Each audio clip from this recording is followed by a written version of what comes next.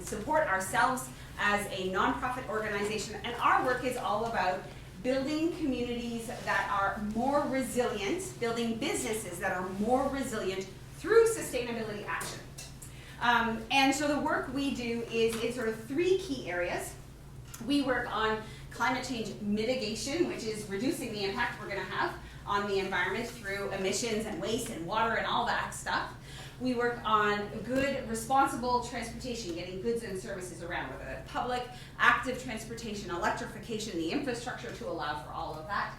And we work on green buildings. So thinking about like how would you make a building as high performance as you possibly can. And I'm going to give you some examples and stories of that kind of stuff.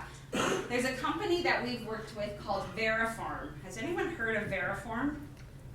Okay, so Veriform's a steel fabricator. So you think they're the, like, there's no way, right? Steel fabricators, nothing you can do. They're in Cambridge. And Paul Rack is the owner of Veriform. And he decided 3 things happened 1 year of his life. He watched An Inconvenient Truth. So now you got about the era when he saw it. His daughter was born, and he bought a Prius.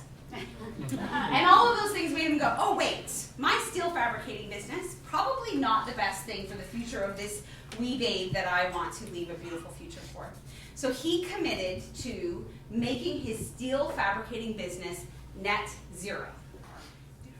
He did his carbon footprint through us. One of the things we offer to our membership is a carbon accounting tool or a waste or a water accounting tool.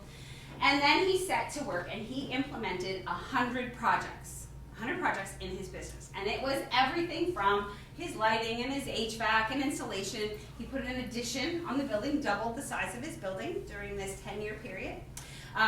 Interesting, when he was having the addition put on, he asked his contractor, what R value are you putting in the ceiling of my addition? Anyone know what the R value was, the standard R value from code? 5. 5. In an industrial site, that is the requirement of code, R5. You might as well put a piece of paper on the roof and be done with it. In his home, he had R50. So he said to the contractor, R5, what are you kidding? And he said, well, the most I could do is R20. He said, okay, how much is that going to cost? Remember, this is doubling the size of his business, of his physical footprint. It's going to cost you $5,000. He's like, why didn't you tell me that in the first place? Of course I'm going to do $5,000. It's going to save a ton of money. So he was looking at all these little things. I've got 2 stories of things that he did. First, he had loading bay doors. Anybody worked in a place with a loading bay door? Yeah. When the door is open, what's it like in there? Freezing. It's cold. So then what happens if it's cold? The HVAC goes up, right? So he's like, I need this to change. We cannot be paying this. His heating bill per month was $5,000. Can't do it. So we went to the guy working at the loading bay door. He's like, it's $5,000. I'll give you some of this money if you shut the door. Didn't work. He's like, did you know the carbon footprint of all of this is X? Nothing.